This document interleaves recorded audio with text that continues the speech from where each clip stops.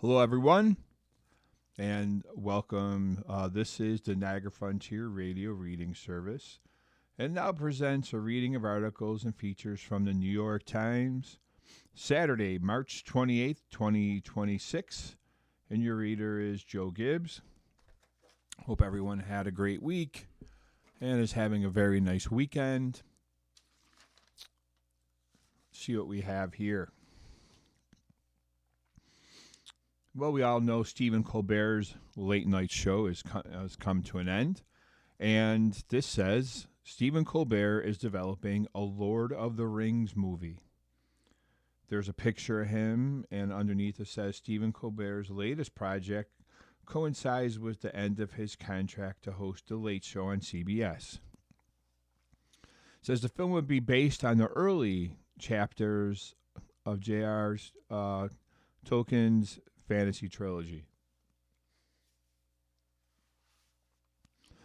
Across decades in show business, Stephen Colbert has been many things. He has rotated across late night TV stages, adopted a strategical alter ego, and teamed with comedy's biggest names. Beginning this spring, when the studio lights dim for the last time on The Late Show with Stephen Colbert, the comedian will ride off into a different Showtime sunset, The Shire. In a video announcement with the Lord of the Rings director Peter Jackson posted on Wednesday, Colbert revealed that he had been developing a new movie based on early chapters of J.R.R. Tolkien's novels that were largely omitted in Jackson's original trilogy. You know what the books mean to me and what your films mean to me, but the thing I found myself reading over and over again were the 6 chapters early on. The fellowship that y'all never developed into the first movie back in the day, Colbert said in the video. Referring to the first book in Tolkien's trilogy, the announcement was published by Warner Brothers. The new project coincides with the final curtain for The Late Show, which CBS abruptly announced last summer that it would cancel after the 2026 broadcast season when Colbert's contract expires. Along with being a pillar of late-night TV, Colbert is perhaps one of the Tolkien's most dedicated and vocal fans. For decades, he sprinkled Lord of the Rings analysis into guest interviews and spoken often about how the books guide his worldview. There are very few fictional works with the depth and background, he said, in a 2019 interview with the New York Times Magazine. He added that he had lost count of how many times he had read the books. The Millennium Era version of the Lord of the Rings universe, built on Jackson's trilogy of movies released in the early 2000s, has ballooned in recent years, with dozens of spin-offs, prequels, sequels, and auxiliary content, including movies, streaming shows, and even anime. A new movie in the franchise, The Lord of the Rings, The Hunt for Gollum, is scheduled for release in 2027. But Colbert's project, undertaken alongside Jackson, who's closely to the books, he said in the announcement, he said that he had asked himself, could we make something that is completely faithful to the books while also being completely faithful to the movies? The project started years ago, Colbert said, when he talked over the idea with his son Peter, a screenwriter. About 2 years ago, he got in touch with Jackson, he said, and the project took off. I did not think I would have the time to write the movie, Colbert joked in the announcement video. It turns out I'm going to be free starting this summer. All right, see how that looks when it's done. What else do we have here?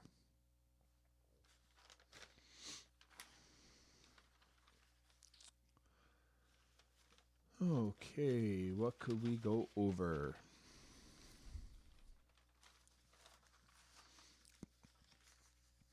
Dash Crofts. Half the duo that sang Summer Breeze is dead at 87. Dash Crofts, half of the soft rock duo Seals and Crofts, which found enduring success with the easy listening hit Summer Breeze in 1972, died on Wednesday in Austin, Texas. He was 87. His daughter, Lua Crofts Farragher, said his death in the hospital was from heart failure. A rangy, nasally tenor, Mr. Crofts rounded out the smooth lead vocals of his music partner Jim Seals in a series of popular records in the 1970s. Mr. Seals died in 2022. Mr. Crofts and Mr. Seals, who adherents of the Baha'i faith, endured music with religious themes, started as a duo in 1969 and stayed together until 1980. They produced the jazzy, upbeat Diamond Girl, the quirky, naturalistic Hummingbird, the feathery, soulful Get Closer, and the wishful We May Never Pass This Way Again, all reaching the top 20 on the Billboard Hot 100. There is a very big illustration of Dash Crofts performing with the Seals and Crofts in Atlanta in 77. And then there's a picture of Seals and Crofts together. That says they met in Texas as teenagers and become virtually inseparable for decades. Going on with the article, it says, but it was Summer Breeze, which peaked at number 6, that proved the most lasting. With its memorable opening guitar lick, the gentle melody, and simple, reassuring refrain, Summer Breeze makes me feel fine, blowing through the jasmine in my mind. The song describes much wafting from a house as evening light comes through a window. Mr. Crofts said Mr. Seals had written the song, though they shared the writing credits. It gives me this warm feeling, Mr. Crofts once told the VH1 program, A-Track Flashback, and a feeling of security and belonging. In 2022 ranking of the greatest summer songs of all time, Rolling Stone magazine listed Summer Breeze at number 20. It describes Seals and Crofts as one of the most signature soft rock groups of the early 70s. Their music melded Maraud traditions, bluegrass, country, folk, classical, and jazz. Mr. Crofts played drums, piano, and mandolin. Mr. Seals strummed the guitar or played fiddle. Mr. Crofts kept his hair long and had a thick beard. The goated Mr. Seals wore a newsboy cap over his equally long hair. Mr. Crofts hit the higher notes. Sometimes he danced on stage. The two had met as teenagers in Central Texas and became friends in the 50s, playing in a local band and ultimately chasing their music dreams in California. Early on, they played together with the California band the Dawnbreakers and the instrumental group The Champs. The Champs topped the charts in 1958 with Tequila. Mr. Crofts and Mr. Seals were drawn to the Baha'i faith in 1960s, influenced by Mr. Crofts' girlfriend at the time, and later his wife, Billie Fane, an adherent. Inspired by the religion which emphasized equality and the unity of all people, in seeking to write relaxing harmonies, Mr. Crofts and Mr. Seals started to release music under the name Seals and Crofts. At the end of the 1960s, they would later often remain on stage after their concerts to discuss their faith. We were tired of loud music, Mr. Crofts told Texas Monthly in an interview in 2020. We were tired of rock and roll. They soon drew critical acclaim in the 70 review in the New York Times. Don Heckman singled out their quite colorful harmonies. A year later, Mr. Heckman wrote that they were hitting their stride. But not everyone was impressed with their soft rock style. The New York critic Robert Schall labeled the duo's music folk, schlock, and even Illustrated Encyclopedia of Rock despaired the singers as undoubtedly the super wimps of the 70s. Oh, there's a style for everybody, isn't there? Still, Seals and Crofts found global stardom with the release of Summer Breeze in 72, their biggest commercial success. The pair remained a popular act throughout the decade, but lost fans over the album Unborn Child, released in 74, a year after the Supreme Court recognized a nationwide right to abortion under the Constitution. In the album's provocative title track, the singers urge women seeking abortions to stop, turn around, go back, and think it over. Some radio stations refused to play the song, and protesters picketed their concerts. Warner Brothers warned us against it, Mr. Crofts told Goldmine magazine in '92. They said this is a highly controversial subject. We advise that you don't do this. And we said, but you're in the business to make money. We're doing it to save lives. We don't care about the money. Mr. Shields later said that the album had derailed the duo's professional fortunes for a period and distracted from other points that wanted to express in their music. But Mr. Crofts saw benefits too. Said it hurt us in one way and helped us in another, he told Goldmine. Turns out fans is what it does. If you're against something, you lose those fans, but if you're for it, you gain some, and that's what kind of happened. Daryl George Crofts was born in Cisco, Texas on August 14th, 1938, to Sutton and Mary French Crofts. His father was a cattle rancher while his mother kept the home. Daryl acquired the nickname Dash from his mother, who had entered him and his twin sister, Dorothy, in a beautiful day contest in their hometown, billing them as Dot and Dash. At age 17, while drumming for a band called the Crew Cats, he met a 13-year-old saxophone player in Cisco named James Seals, who was then called Jimmy.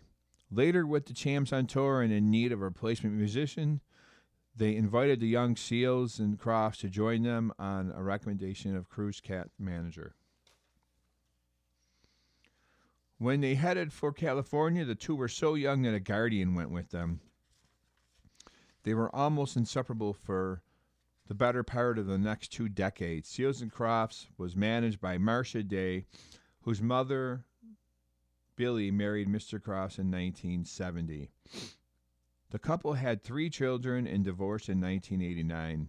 Mr. Crofts and his second wife, Louise Crofts, were married in 1995. In addition to this daughter, Lua, he is survived by his wife, another daughter, Amelia Crofts Starkweather, a son, Faizi, his sister, Dot Middle, and 8 grandchildren. In his later years, Mr. Crofts lived on a ranch in Johnson City, Texas. When Seals and Crofts broke up in 1980, the act was still drawing 10,000 people to a typical concert by Seals' account. Crofts and Seals gave shifting explanations for their split. Dance music was on its way in. They had young children. They were out of things to say. But there were no signs that the breakup was bitter. The 2 men, who both later spent time living outside the United States, appeared together in reunion concerts. In 1998, Mr. Crofts released a solo album, Today. But they teamed up again and released another Seals and Crofts album, Traces, in 2004. We are exactly like brothers, Crofts once said. That's a good story. They were definitely a good band for that type of genre, if you're into it. What else do we have? Let's take a look at some of this basic stuff right here. All right. Might we suggest 4 weekend recommendations from around the newsroom? Thinking positive thoughts. Feeling down about the world lately? You're not alone. But here are plenty of reasons to keep your chin up. Dana Smith spoke to experts about the power of optimism for longevity. A 2022 study found that women over 50 who scored highest on a measure of optimism lived an average of 5% longer than those who scored lowest. Look at the bright side of things at NewYorkTimes.com-well. Number 2. This is odd. We went from thinking positive to practicing your pout. On social media, the so-called Gen Z pout is the phrase on everyone's lips, attributed to several young actresses. The pout requires being blank-eyed and puffy-lipped like a koi fish. On Activin, Kelly Holterman wrote for the Style section, the pout shares DNA with Duckface of 2010s. See what the pout's all about at NewYorkTimes.com-styles. How about just having a normal face? Getting whisked away, says number 3. What better way to celebrate the start of spring than with treats that are as colorful and vibrant as they are delicious? In a recent edition of the Bake Time newsletter, Vaughn Vreeland shared recipes for rhubarb upside-down cake, berry cloudfetus, and strawberry jam bars with cardamom that bring the brightness. Mr. Vreeland also invites readers to share photos of their creations. Are you not an experienced baker? Rise to that occasion at NewYorkTimes.com/BakeTime. And the very last one, finding a community. New York Times creative communities come in all shapes and sizes, and the places they gather are just as eclectic. For a recent article, T Magazine scoured the 5 boroughs in search of groups that gather in unique spots to connect and collaborate. A group fitness class in Lower Manhattan, for example, has become an escape for Broadway actors looking to break a sweat between shows. And on the Lower East Side, wine experts gather at a Chinese restaurant to sample new bottles alongside bowls of fish and squid. Perhaps their stories will inspire you to make new connections this weekend. TMagazine.com. All right, facts of interest. Number 1, some researchers estimate that roughly 2.75 million people have fled Cuba since 2020, the majority heading to, of course, the U.S. And facts of interest. Number 2, the average cost of a gallon of diesel in the U.S. is $5.38 on Friday, up nearly 45% since the start of the war in Iran. That could lead to inflation across a wide range of goods as businesses contend with the added expense. I just left Walmart. I can tell you my groceries were atrocious. And this says, Tuina massage, a 2,000-year-old Chinese technique, is meant to act on the body's energy or quilt. It involves a series of rhythmic movements that follow the body's meridian pathways, which are thought to carry QI. The next one is the commercial carbon dioxide industry has a high carbon footprint. For every ton of gas a customer receives, this production behind the CO2 could be releasing 2 or more tons into the atmosphere. Next is the Immigration and Customs Enforcement Field Office in Miami, which covers Florida and Puerto Rico and the Virgin Islands, has reported almost 10,000 arrests this year, more than any other ICE field office. And credible cases of non-citizen votes made up 0.002% of all votes cast in Iowa in 2024, 35 out of more than 1.6 million, and 0.00028% of all votes cast in Michigan in 2024, 15 out of more than 5.7 million. Let's see here. There's something that says, airing grievances. Rising ticket prices, and there's like a cartoon of people waiting, it looks like. Rising ticket prices in long security lines, worsening turbulence, and growing safety concerns. One thing is clear as the sky is blue, air travel has hit a low point. As investigators work to determine the cause of a fatal runway collision at LaGuardia Airport, and lawmakers squabbled over how to end a weeks-long shutdown that TSA agents working without pay. Travelers have been left to wait it out on shaky ground. Yep. Not a good time to take a flight, people. Not a good time. This says, here to help. 5 films to stream before they leave Netflix in April. Ford vs. Ferrari. Matt Damon and Christian Bale stars Carroll Shelby and Ken Miles, the car designer and driver who took on seemingly impossible task of Le Mans winning race car for the Ford Motor Company in the 1960s, a period when the Italian Ferrari team seemed unstoppable. Damon and Bale are at their best in James Mangold's sports drama, but the most memorable performer is Tracy Letts, who steals every scene with his portrayal of Henry Ford II. That's Ford versus Ferrari. Looks like that's off on April 1st. Man on Fire. This is a really, really good movie. This action thriller from the style specialist Tony Scott stars Denzel Washington above right, and there is a picture of him there, as Creasy, a hard-drinking former military man hired as a bodyguard for PETA, which is Dakota Fanning, the young daughter of a rich couple living in Mexico City. Despite his efforts, she is abducted, sending a death and destruction specialist on a mission to get her back. Scott and the screenwriter Brian Hedlund take an unexpected, character-driven approach to establish a bond between Creasy and PETA.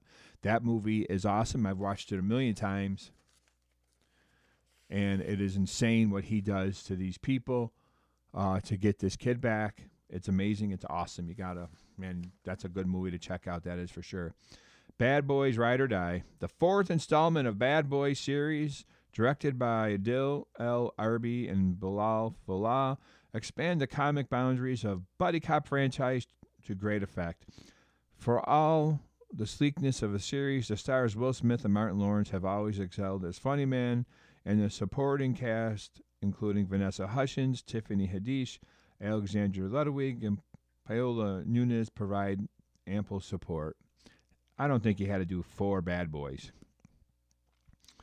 Another movie, Piece of Paper. Piece by Piece, excuse me. The pop music biographical documentary has become a bit tired, leaning on the same narrative cliches. So kudos to the chart-topping performer and producer Pharrell Williams for shaking things up with his 2024 biodoc, teaming with the Oscar-winning director Morgan Neville to tell his story in the Lego-based animation style of the Lego movie. The result is something most biodocs forget to be fun. That's a cool idea. Teenage Mutant Ninja Turtles, Mutant Mayhem. The wisecracking, pizza-eating, karate-chopping Teenage Mutant Ninja Turtles became such a standby of children's entertainment that it's easy to forget they began as a comic book series targeted toward irreverent teens. The 2023 animated feature went back to those roots deliberately and successfully, recalling and reanimating those early comics with its witty dialogue and visual style. All right. Beautiful. Here's some movies for you. What else do we have here? Well, here's something. A quote of the day. Oh, this isn't good. I wish I didn't have to see any more beheadings. That's what my students say to me the most. Wow. That is a very sad quote. A teacher and assistant principal at a secondary school in Greystones, Ireland, on children being overwhelmed by what's online. The community has adopted a voluntary No Smart Devices code for those younger than 12, supporting its workshops and social events. Yes, let's get the kids offline.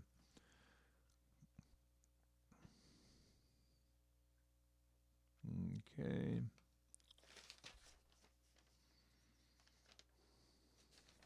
What do we have here?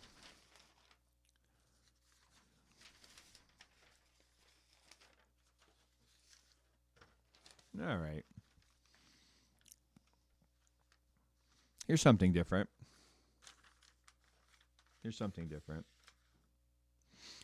Part of the archive stolen in Rome is back in Italy. 6 rare manuscripts written by Chinese by Jesuit order are retrieved from New York. Among the rarities preserved in the Archivum Roman Societies, an expensive Jesuit archive in Rome, are several hundred prize books from as far back as the 1500s that were used by missionaries who carried Christianity and Western scientific thought to China. Sometime between 1999 and 2002, investors say, About 40 of those Chinese language books, mostly scientific treatises on topics like astronomy, anatomy, and engineering, were stolen by thieves planning to sell them to antiquarian collectors.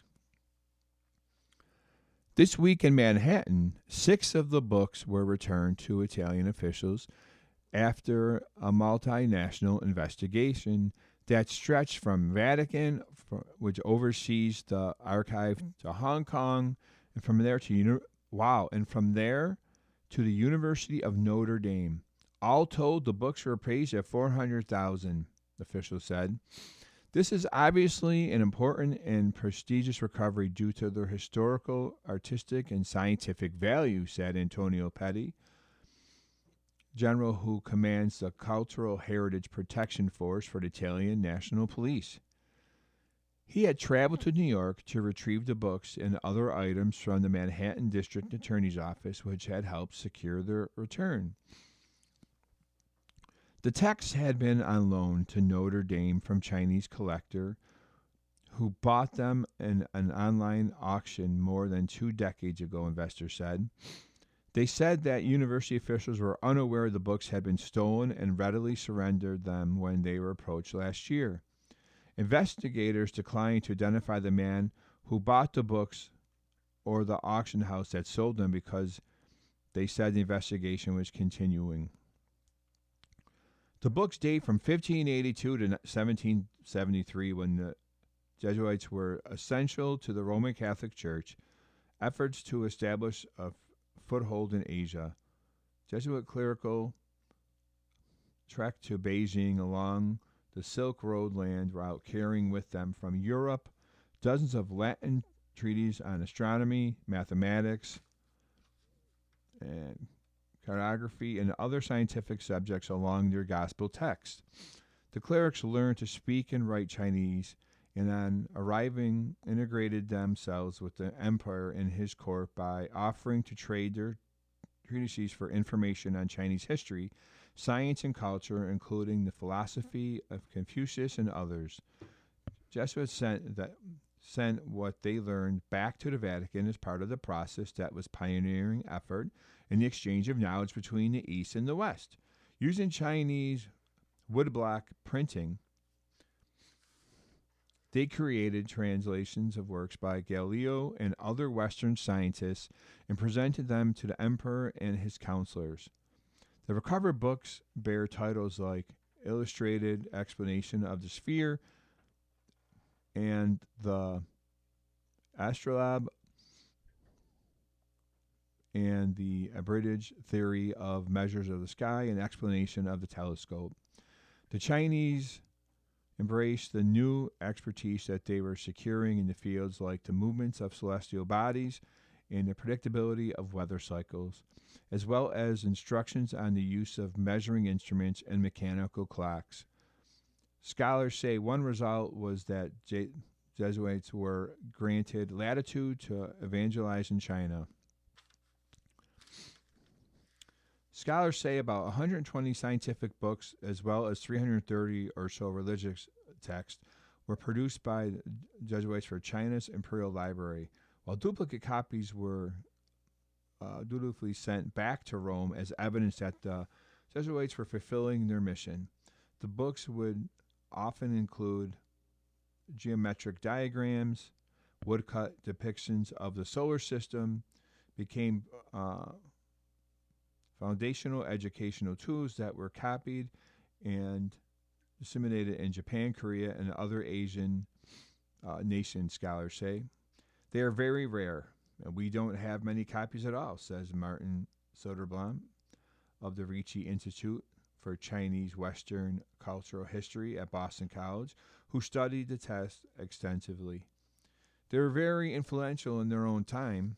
Jesuits first learned that the books were missing in 2002 after several clerics and book dealers noticed a surge of Chinese Jesuit texts entering the online auction market, including the 6 returned to Italy this week, which were sold that same year.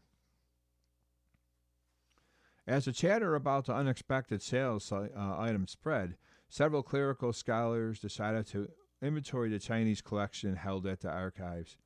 After comparing what remained in the archives against inventories that were finished in the 1990s, the investigators counted about 42 missing books. Investigators said they've been raising the alarm to church officials and Italian police, but officials said pursuit of this matter was bogged down by delays, like bureaucratic delays, and a lack of investigative resources. Early last year, however, the Italian police approached the Manhattan District Attorney's and trafficking unit and asked its chief Matthew Bogdanos to investigate. In an interview, Mr. Bogdanos said his office was able to research past online auctions and identify who had sold and bought the 6 books. His office also received tips from dealers who had scored scholarly databases and noticed that the books in question were listed as on loan to Notre Dame. Once we contacted the buyer, he surrendered them willingly. Mr. Bogdanos, whose unit is continuing to search for the other stolen books. He said several booksellers troubled by illicit dealings had assisted them with the case. At the ceremony where the books were returned to Italian officials, Manhattan investigators also handed over about a dozen other items they had identified as looted, including several seized from the Metropolitan Museum of Art. The Met offers included 2 Greek ceramic drinking cups from about 500 BC, a pair of Roman silver drinking cups from around the 1st century, and a pair of gold earrings from the 5th century BC. In a statement, the Met credited his district attorney's office with identifying the illicit items and said it had an ongoing commitment to responsible collections stewardship. Italy's culture minister, Alessandro Giuli, attended the ceremony and also met this week with officials at the Met and Advance Museum's exhibition, Raphael. Sublime Poetry, which opens on Sunday and will feature works by Raphael on loan from Italy. Italy has long been one of the Met's most valued partners, and our collaboration with Italian museums and cultural institutions continues to flourish, the Met's director, Max Hohn, said in a statement. Yeah, I want to know how they got missing from Notre Dame. I'd like to know how that happened. Could you imagine? Someone just put that in a book bag or what?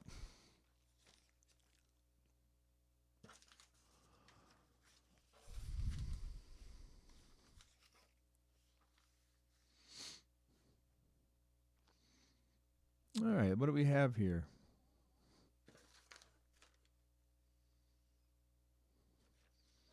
What else do we have to discuss from the New York Times?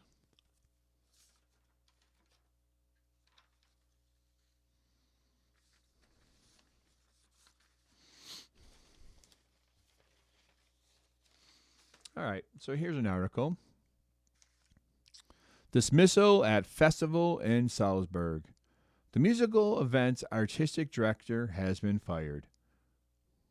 Marcus Hinterhauser's tenure as artistic leader of the Salzburg Festival, one of the world's most important classical music events, came to an abrupt end on Thursday when the festival's board terminated his contract, effectively barring him from overseeing the summer's festival which he planned. Hinterhauser's tenure was supposed to run through 2031. Well, that changed. That took a turn. But the festival's board cut it short.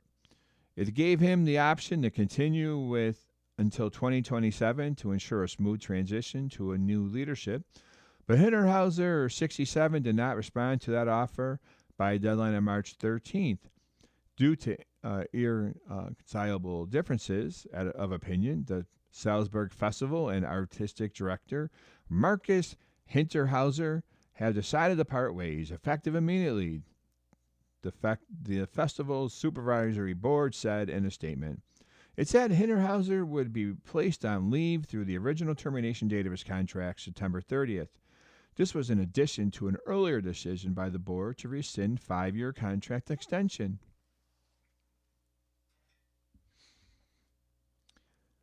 The board said that details of termination agreement reached between lawyers for the board and for Hinterhauser would remain confidential. The sudden termination means that the artistic leadership of the world's largest classical music festival is for the moment unknown. The announcement came less than 4 months before the 2026 festival opens. The board said that it looked like permanent success for discussions were already underway with candidates from provisional artistic director. Hinterhauser's association with the festival, which was founded over a century ago in the Austrian city of Mozart's birth, is a long one. From 2007 to 2011, he programmed its concerts. He became artistic director in 2017. In that role, he found success by encouraging artists to re-examine traditional crowd-pleasing operas, and the festival twice extended its contract, most recently for a third term beginning this fall. But Hinterhauser's standing at the festival within the broader world of classical music has been degraded in recent years, especially as he gained reputation for hiring festival artists from a small pool of regulars. One of the most contentious appointments was that of conductor Theodore Kurentzis, who, as a beneficiary of Russian state funding, was briefly shunned by many European theaters and concert halls after the invasion of Ukraine in 2022. Hinterhauser stood by Kurentzis, who is leading a new production of Bizet's Carmen this summer, despite widespread criticism. Hinterhauser was born in Italy and educated as a pianist in Austria, including at the Mozarteum University in Salzburg. He is best known as an interpreter of avant-garde music, championing the works of composers including Karl-Heinz Stockhausen, Luigi Nano, and Galina Yusakaya. For most of Salzburg tenure, Hinterhauser, at the support of Helga Rabel-Stadler, the festival's president from 95 to 21. But Austrian news media reported he had clashed with her successor, Katrina Hammer. There it goes. And she put the hammer down, apparently. His departure comes at what is potentially a precarious and unstable moment for the festival. Hammer's contract is set to expire at the end of the year, and the contract of Lucas Supraz, the festival's executive director, who is overseeing a multi-year project to renovate its theaters, expires in 2027. So it looks like they got him out for nothing because the people that probably ended his time are leaving anyway. So if any of you out there are very good at the classical music and want to run this festival, this is the time to throw in your resume. All right. Hey, you never know. Maybe that hammer lady will like you. All right. What do we got here? Huh? What is the New York Times going to offer us today? What is there to listen to?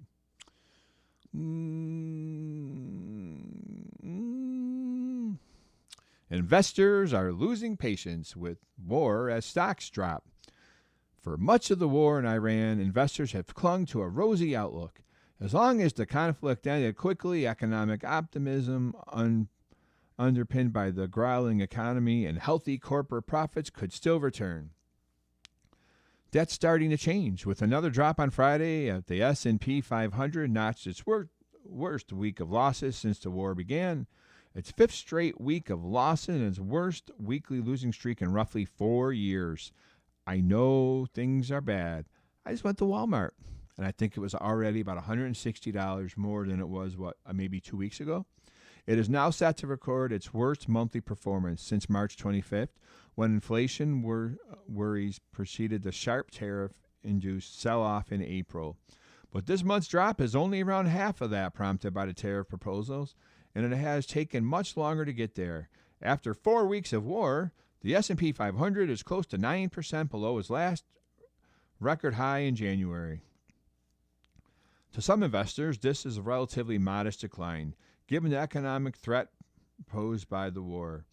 Since the fighting began last month, oil prices have risen to roughly twice the price they were at the start of the year, fueling fears of inflation as companies and consumers pay more for energy products. But the trading also reflects the market's dependence on administration known for quickly changing course. The situation could get a lot worse in Iran, but could also quickly get better, and many investors feel they need to be prepared for both scenarios. We still have this underlying theme in the market that if investors take a thought of or fear too far, they are going to miss out on the recovery when the market goes higher, said Cindy Ballou, Chief Investment Officer for North America at the Investment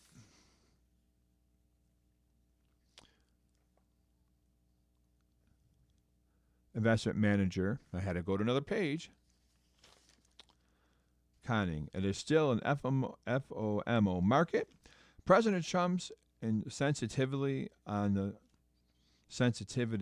market was on display again Thursday when, after further slide in stocks and sharp rise in oil prices, he extended the deadline for Iran to either open the Strait of Hormuz, a vital oil shipping passage, or face strikes on its power plants.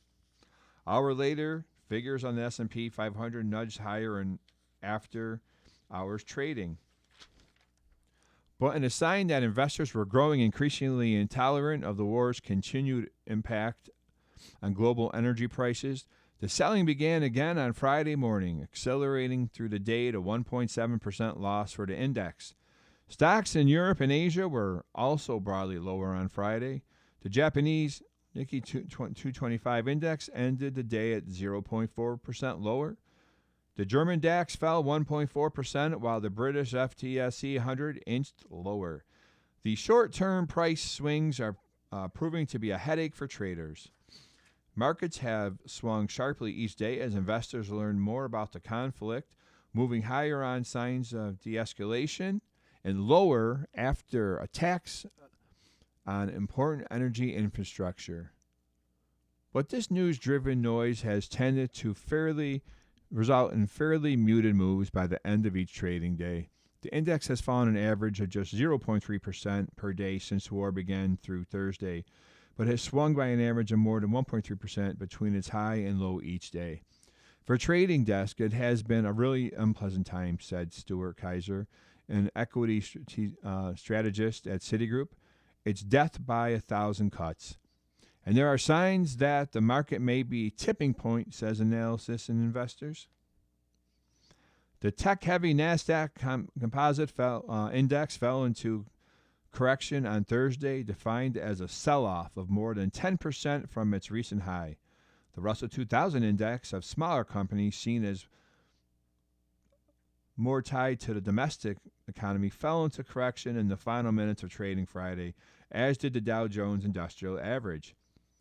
And the sell-off has been broad. Every sector of the S&P 500 is in the red since the war began on February 28th, except the energy sector, which includes oil companies that benefit from the higher oil prices. Companies tend to lock in the price they pay for energy well in advance, so many are not feeling the immediate impact from the increase in oil prices, and investors have been able to initially shrug it off. But that changes the longer oil prices remain elevated. Brent crude, the international oil benchmark, has risen sharply since the war began, from $72.48 a barrel to $112 per barrel. But its future prices have remained lower. That has started to shift, said Mr. Kaiser, with Brent now expected to remain above $80 per barrel through the middle of next year, up from 76 2 weeks ago, and above 75 for another year after that. That has spooked investors a bit, he said. As higher for longer oil prices have started to be priced into the market, so has the likelihood of lingering inflation and persistently higher interest rates. The 10-year Treasury yield, which reflects the government's borrowing costs over a decade and underpins consumers' corporate borrowing worldwide, has risen sharply since the war began. The 10-year yield has surged roughly half a percentage point to 4.43%. It is on course for its biggest one-month move higher since 2022, when the Federal Reserve rapidly raised interest rates to combat intense inflation.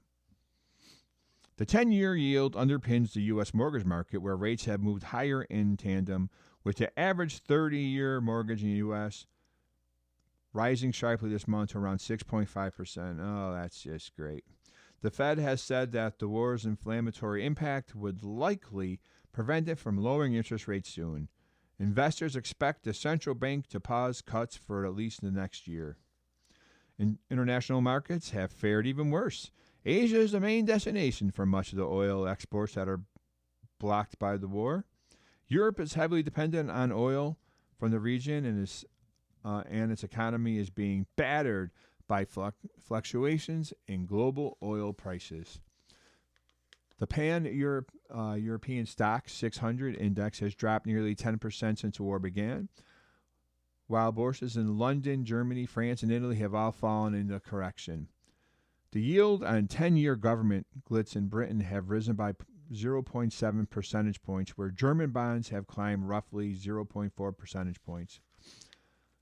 A sharp move higher in the value of the dollar has compounded international worries by making the cost of purchasing oil, which is hardly traded in dollars, even higher. The question that investors around the world are asking is just how long will this last? The administration has been sending mixed signals on the future course of the conflict, proposing peace plans while sending soldiers to the region. On Friday, Iran turned back 3 container ships from crossing the Strait of Hormuz. It's the challenge of our sitting president, said Ms. Bellew. She added, it's very difficult to predict where markets will end up or where the economy is headed right now. Yeah. I know. I said earlier, I just went to Walmart. Yeah. That went from $400 or $500 for shopping to a beautiful $681 today. $681. And that's for 4 people. How do you like that? Well, since I went grocery shopping, let's see if I happen to buy any, if any, of the ingredients needed for making some of these dishes that I have here. Some weird dishes right here. Let's look at this one. Tortellini in frizzled onion broth. All right. Frizzled onions, in case you're wondering, are onions that have been cooked hard and fast until they're deeply browned and assertively oniony as opposed to sweet and caramelized. They form the base of the new soup from Zainab Izza, which makes wonderful use of your favorite pre-made tortellini. So it kind of sounds like you overcook and burn the onions like I would do on accident, and then you add on the tortellini. But let's see. For the soup, it takes 30 minutes, and it does 2 to 3 servings. There is a dish here, a picture and illustration. It does look pretty good. I wouldn't mind trying it. For the soup, what do we need? We need 2 tablespoons of salted butter, 2 tablespoons of olive oil, 1 medium yellow onion, thinly sliced, 3 garlic cloves. You're going to smash them up. 2 ounces of, should take mushroom caps, thinly sliced, kosher salt, coarsely ground black pepper, and 2 tablespoons of sherry vinegar, 4 whole cups good quality chicken. You don't want that bad chicken. No.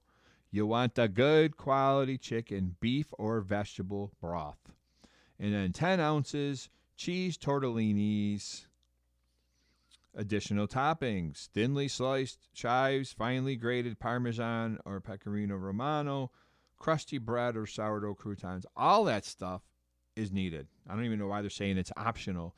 It is not optional. If you're going to have a pasta, you're going to have tortellini. I don't know where they can say it's optional that you might have some bread or Parmesan cheese. That's not optional. That's a must. In this dish, I don't even care if we have the onion, even though it's called onion broth. I just want my tortellini with some Parmesan and a piece of bread so I could dunk it. Okay? Here we go. What are we going to do with all that stuff? Heat a medium pot over medium high. Add butter And once beginning to foam, add olive oil. Swirl to combine, then add onion, garlic, and mushrooms. Season with salt and pepper and cook, stirring often until onions are deeply browned. Or in my case, I ran to watch the game and I burned them again. Add the vinegar to the glaze, scraping up any brown bits. Yep, that's exactly me. They took a burned dish and said, what can we do to make this a positive? Add stock and broth your bowl 1 cup water. Increase heat to high and bring to a boil. Taste and season with salt as needed. Add those little tortellini, stir to ensure they don't stick, and cook to the lower time range of the package directions or until just shy of al dente. Last step, divide soup between bowls and top with chives and parmesan if we are using, and more freshly ground black pepper. A must serve with crusty bread or sourdough croutons if desired, or I say let's do both. All right, that looks delicious. Love it. Okay, what other little doodad can we do here?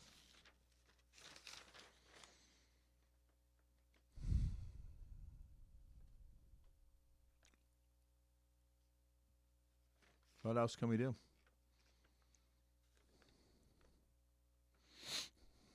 All right, let's try this. Okay. I don't think I've ever had this. I don't think I've ever had anything like it. Quick lamb ragu with artichokes. Quick lamb. If the lamb was quick, he probably would not have been caught for this dish, but it does say quick lamb ragu with artichokes. For this spring take on brawny Italian-American Sunday ragu, Ali Slagel combines tomato paste and cherry tomatoes to capture the essence of red sauce.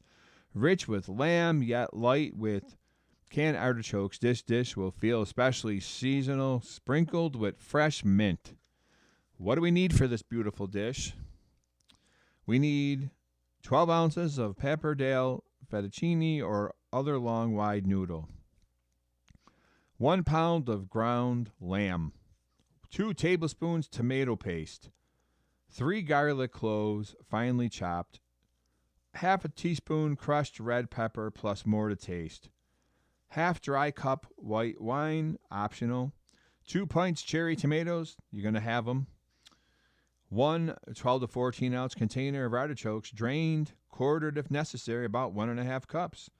2 tablespoons unsalted butter and a half cup mint or basil leaves, torn if large. You're going to tear them up if they're large. So what are we going to do with these bad jammies here?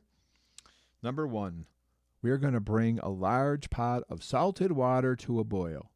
Add the pasta and cook until al dente according to package directions. Reserve 1.5 cups of pasta in water and drain. Meanwhile, number 2, in a large Dutch oven or skillet, add the ground lamb and use a wooden spoon or heat-proof spatula to press the meat into a thin layer that fills the pot. Cook over medium-high undisturbed until deeply browned underneath, 4 to 6 minutes. And there's an illustration here of this dish, and actually it does look pretty good. With the tomatoes, the greens, you got the nice fettuccine, you got the nice pasta, and the lamb is in there. It's almost like a really nice fettuccine lamb with the tomatoes, like almost like a goulash, you know. It looks pretty cool. I wouldn't mind trying it. Continuing, season with salt. Add the tomato paste, garlic, and red pepper, and then break up the meat into bite-sized pieces and stir until cooked through and tomato paste is a shade darker, 2 to 4 minutes. Add the wine if using, or a half cup water, and stir, scraping up brown bits until reduced by half. Add the cherry tomatoes and cook, stirring occasionally, it's number 3, until about half the tomatoes are softened, 2 to 4 minutes. Smash some of the tomatoes to help create a sauce. There you go. Add 2 to 2/3 cup of pasta water and the artichokes, and scrape the brown bits from the bottom of the pot. Season to taste with salt and red pepper, then turn off the heat until the pasta is ready.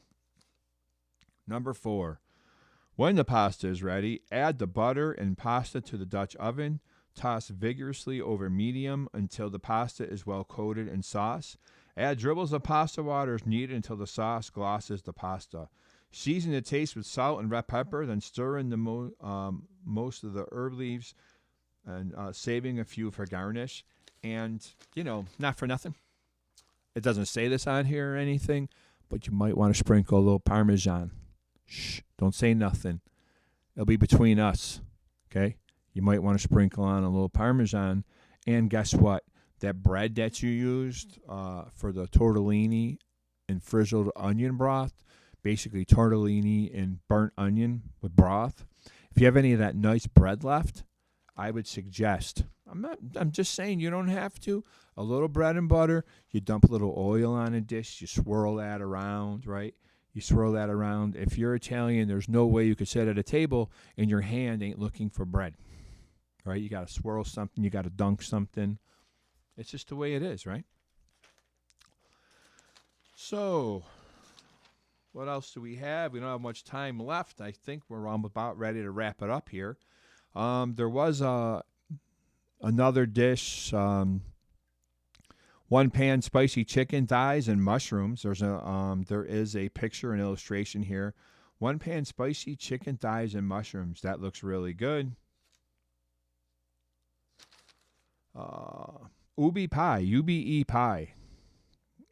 I don't think I ever had an ubi pie. I like chocolate pie. I like banana cream pie. I like some apple pie with a little ice cream, That's really good, right? Here's another dish. Roasted carrots with whipped tahini. Well, the tahini didn't do nothing to you. I'm not really sure why we're whipping it. But we're whipping that tahini. We're going to whip it into shape, and then we're going to put it with the roasted carrots.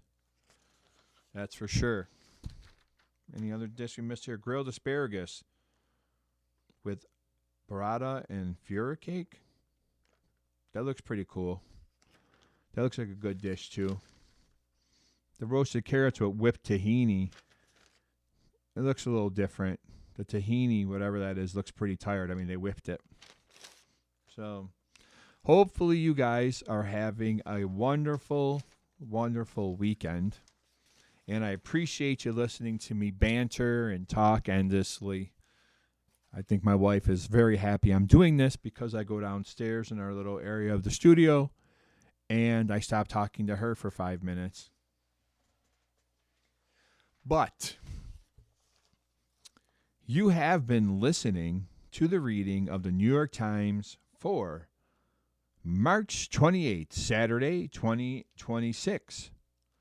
For more information, call 716-821-5555. That is 716-821-5555 for any information you need. Your reader has been Joe Gibbs. It is always a pleasure. I look forward to next week, and we will talk soon. Thank you.